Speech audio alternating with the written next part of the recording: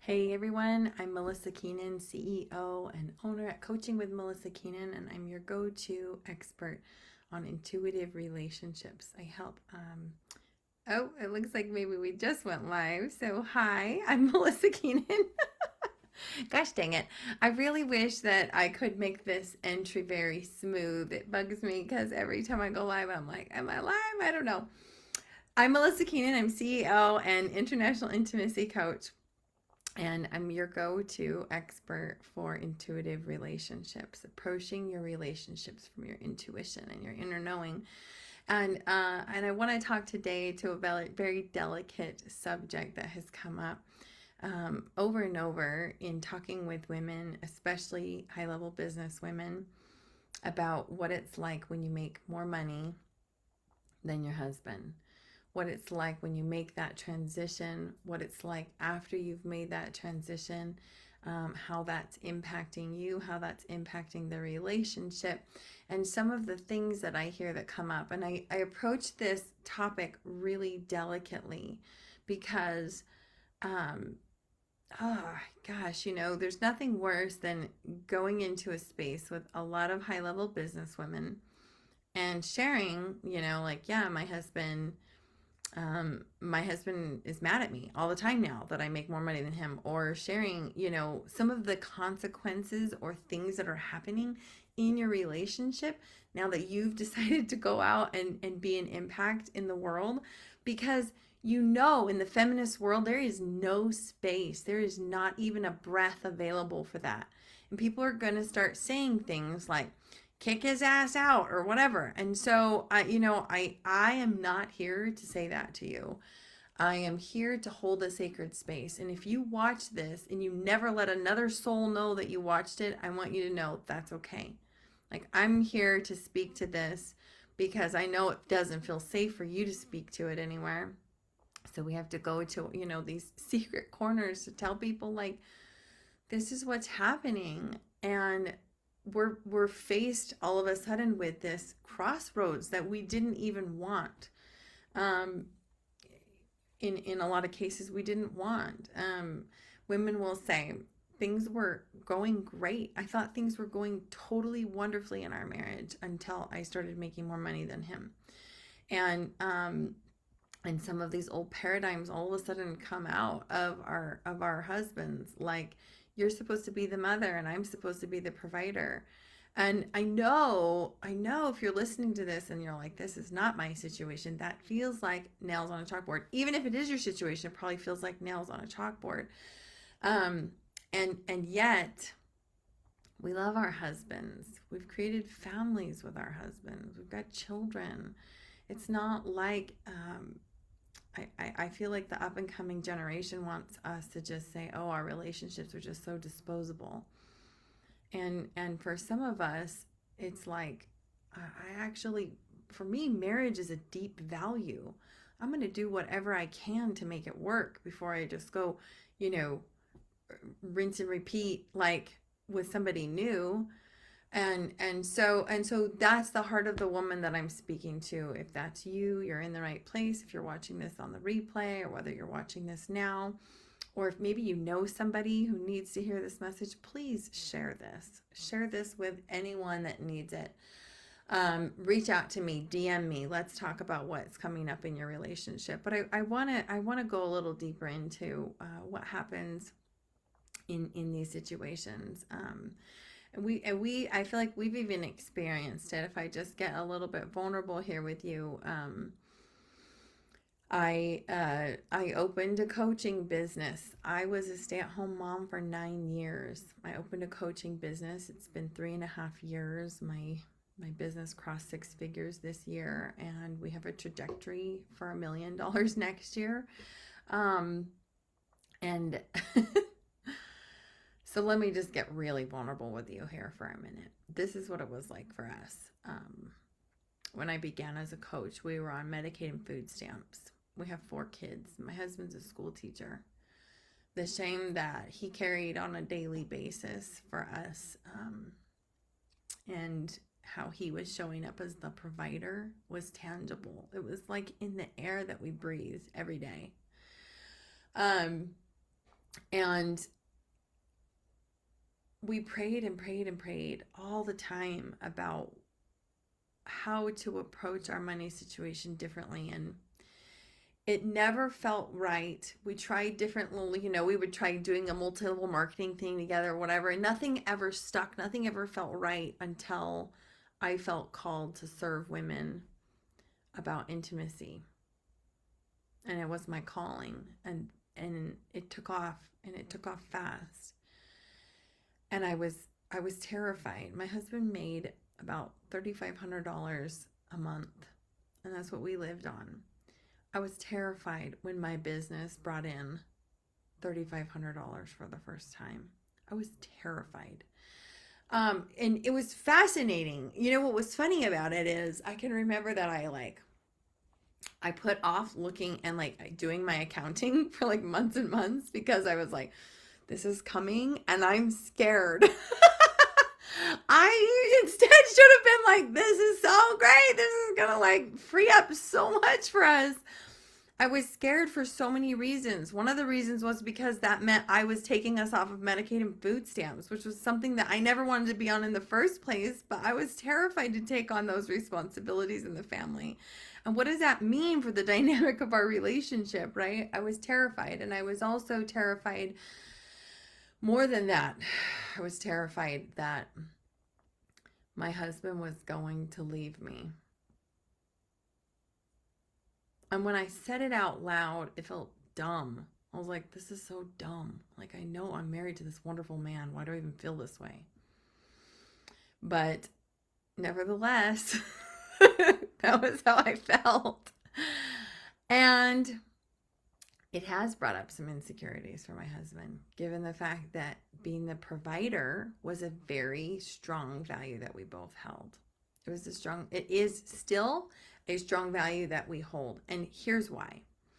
In the masculine energy, this is about societal pressures and, cultural stuff. Yes, it is about that. And we get to, separate out some of that. But it's also about masculine energy. A man wants to be the provider. He wants to be the provider. It's like in his DNA. It's part of masculine energy in general is to provide. And so if a man doesn't have a way to provide, he will freak out. If he's extremely unconscious, like he hasn't done any inner work or personal development work, which a lot of our men are that way because it's not like they're encouraged since birth to feel their feelings or journal or something, right? So a lot of times they are very unconscious and they'll do crazy stuff. And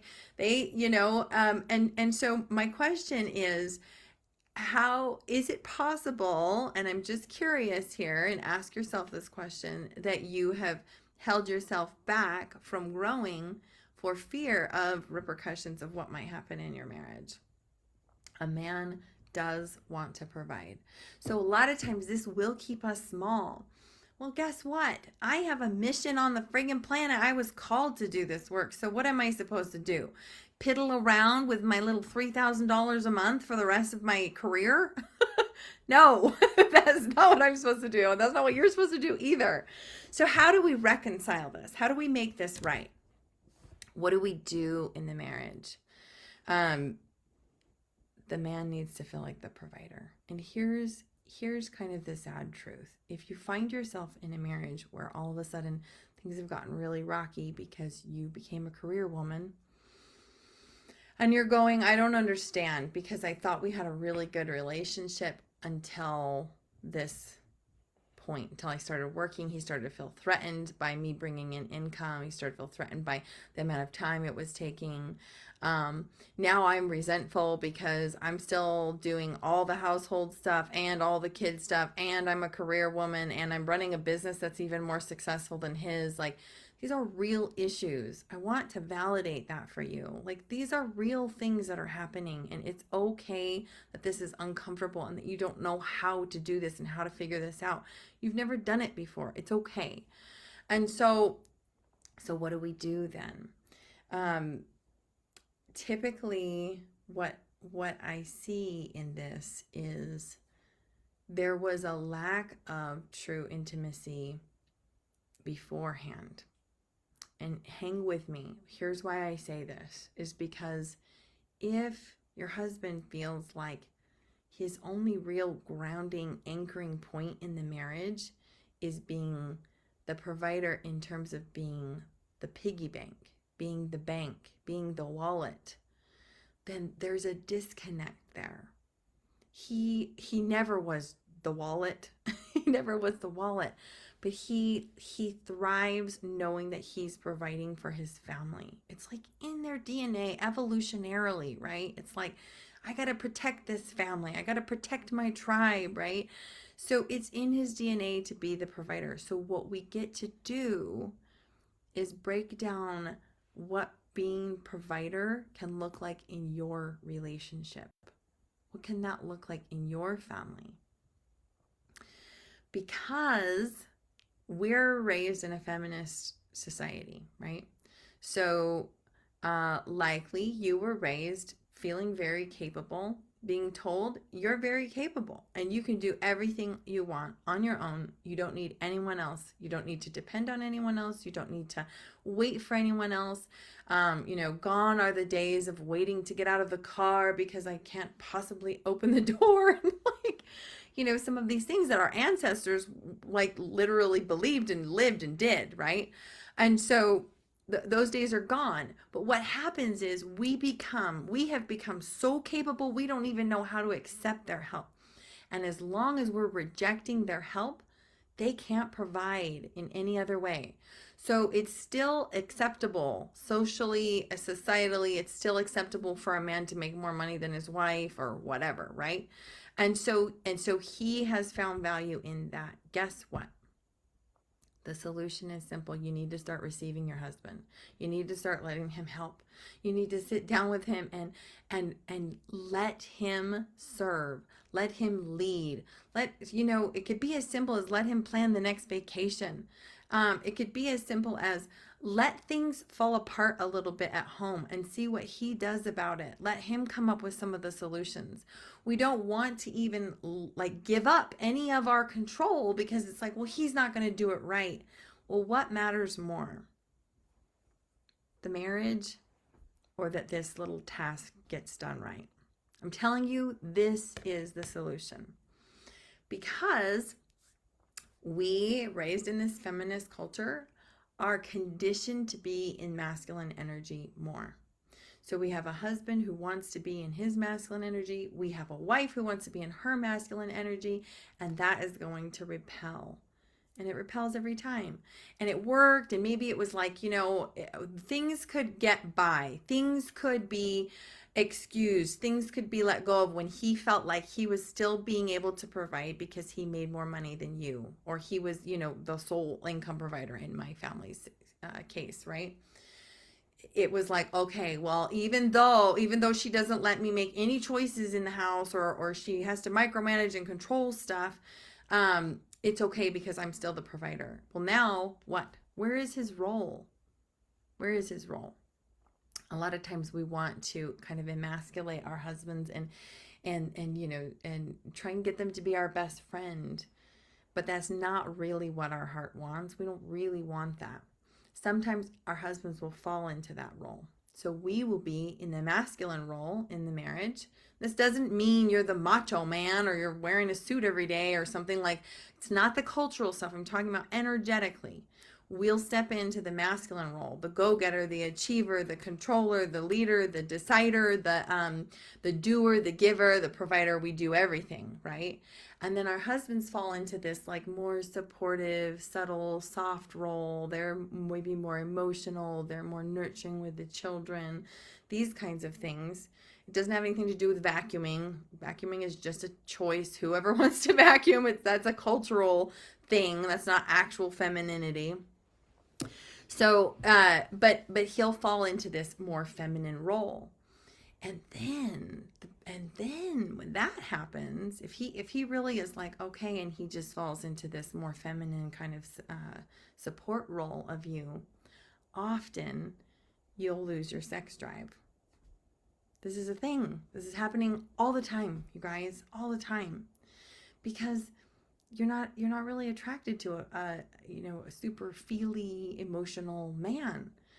You want a man who's confident, who has a backbone, who has opinions, who can lead, who makes you feel safe, who I often think, maybe everyone's not like me, but I often think, like, when the apocalypse hits, my husband's going to protect my family. I need to know that turns me on. If I don't feel that way, I have nothing to do with sex, right? Okay. So this is what can happen here. And I am telling you, the beautiful thing about this is we think we have to give up some power, or we have to like go become doormats like our ancestors.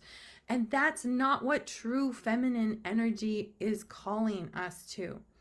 That's not what we're talking about here.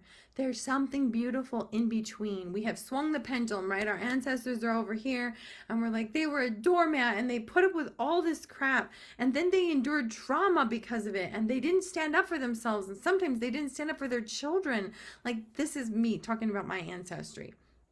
And so then we're like, no, I will not be that way. And we needed to do that. That's important. It's important that this is a part of who we are, is to say, no, I am capable and I am going to go do stuff. And I have an important message to share with the world. Like, that matters. But what happens is we've swung to the opposite side of the pendulum.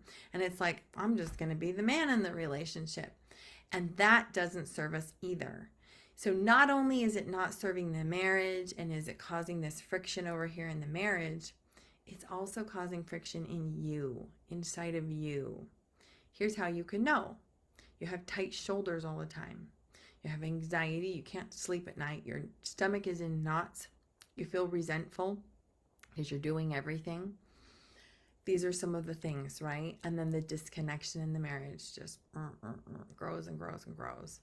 And it's so sad. And there are times, yes, when the husband, for whatever reason, can't seem to see the light, can't seem to come back around.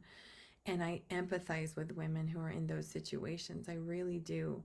But I would say, for the most part, if we can find a way to humble our hearts and find our subtle feminine power in our relationships, employ our leadership and our big ambitious energy in our businesses, and then go be the wife. Go be the wife to your husband. Go be the soft space with him.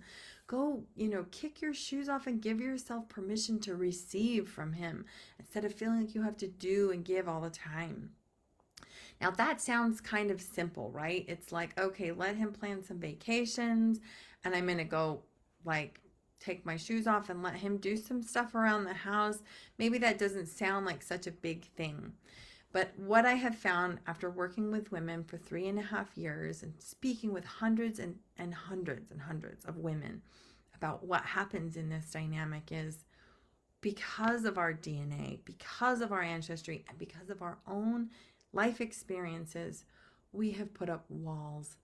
And we actually need to learn the art of receiving. We need to learn the art of intimacy and allowing our husbands back in. We need to learn the art of softening into our feminine power. And so this is what I help women do. I love helping high-level business women, because when you access this, you step into levels of power that you didn't even know you had. And maybe you're like, I've heard about, feminine energy and whatever. So often women will say that to me because there's a movement with it right now. So what I would ask of you is, have you been able to embody it? Do you feel like it's a part of who you are, or do you find yourself asking, how am I supposed to be in this situation? Because it shouldn't feel that way. What we're doing is calling out a remembrance of who you really are. I never ever coach my clients to be someone that they're not. There's a lot of models out there, even models talking about feminine energy, that are basically putting you in boxes. That's not what we need you to do. We need you to dig deep and call out your heart. And when you do that, it is going to change your marriage. It's going to feel amazing. It's going to feel better. You're going to feel expansive, and like you can make whatever earning income potential meets your heart's desire. Because it's never about that. Your marriage has never been about that, right? And you're going to have a greater impact than you ever imagined, because you know in your core that leading with your heart is way more powerful than leading with all the to-dos and the control. You'll find a deeper trust even amongst your team, and certainly amongst your marriage, just in your whole life. This is about tapping into a power that maybe you've never even accessed before. So, can we change your husband? No. Are we going to sit here and poke and prod at him? No, we're not. But we can re-inspire him that there's so much more to him, just like there's so much more to you. And that you making more money is actually a gift to the family. What a novel idea, right? Oh, my sisters. Okay, if you're watching this and this is like, yes, you're speaking to my situation, I can only do so much as I just sit here and like blab on about what I see. I don't even enjoy doing that. I love listening to you. I want to hear your story. I want to hear what this has been like for you. I want to hear, how this has gone, because the road to business and the journey can feel so lonely, can't it? I know personally, it can feel so lonely. Like, does anyone understand how freaking hard this is right now? I don't know how many times I've thought that, right? And so I want to hold this space for you. Please reach out to me in my DMs, Melisa Keenan, and just say, hey, I watched your live today. Can we set up a call? That's where we'll go with this. We'll get onto a call and I'll hold a sacred, confidential, private space for you to share what this has been like for you and what you'd rather be experiencing instead. Maybe it's time. Maybe it's time for you to do this. The thing that breaks my heart most is when I'll have a woman, reach out to me and she shares a few of these things with me, but it's like, I don't have time to deal with this. I'm scaling my business. I don't have time to he's having a tantrum and I don't have time to deal with it. And then a few months go by and she comes back and says, our marriage is over. It doesn't have to be like that. And I know it's not fair that he's throwing tantrums. I know that's not fair. But I also know that the marriage being over isn't fair either. It's not like what it has to be. And we can mend and work through this. And what's beautiful is on the other side of this work is you being more true to you. Above all. That's more valuable than anything, isn't it? All right, my dears, thank you for watching, and I'm so glad that you were here. Looking at the comments here, hi, Chloe. I didn't ask for many comments today again because I know this is such a sensitive topic, but please do reach out to me in my DM, say, hey, I want to set up a call, and we'll just share a call together, and I'll hold that space for you.